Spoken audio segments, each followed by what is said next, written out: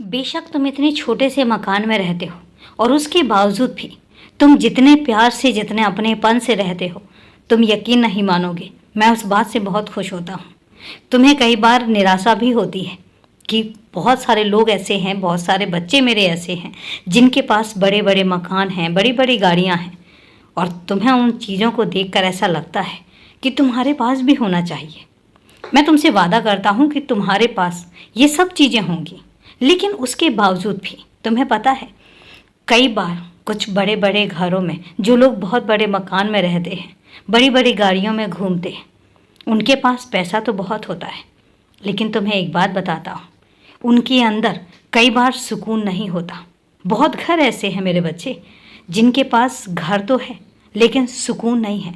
वो सुकून के लिए तरसते हैं, वो खुशियों के लिए तरसते हैं। वो सिर्फ ऊपर से खुशियाँ दिखाते हैं लेकिन अंदर से वो खोखले होते हैं, अंदर से वो दुखों से भरे होते हैं। और तुम्हें एक बात बताता हूँ, तुम बेशक छोटे से घर में रहते हो, लेकिन उसके बावजूद भी तुम्हारी एक बहुत अच्छी आदत ये है कि तुम अपने घर के सब परिवार के जो तुम्हारे सदस्य हैं उनको तुम एक करके रखते हो।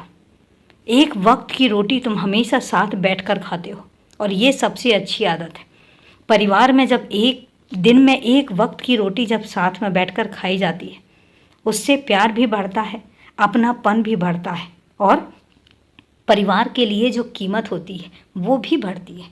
एक दूसरे का महत्व समझ में आता है, और पूरे दिन की जो दिनचर्या होती है वो भी एक दूसरे से साझा की जाती है, और इससे बड़ी बात तो कोई हो ही नहीं सकती। ये चीज़ें बड़े बड़े पैसे देकर भी नहीं खरीदी जाती। तुम्हें पता है, बड़े बड़े मकानों में अपने अपने कमरे होते हैं, लोग अपने अपने कमरों में व्यस्त होते हैं। किसी के पास इतना भी समय नहीं होता कि आकर एक दूसरे के साथ मिल लें, कुछ समय व्यतीत कर लें। लेकिन ये सब चीज़ें जब तुम्हारे घर में होती हैं तो मुझे खुशी महसूस होती है।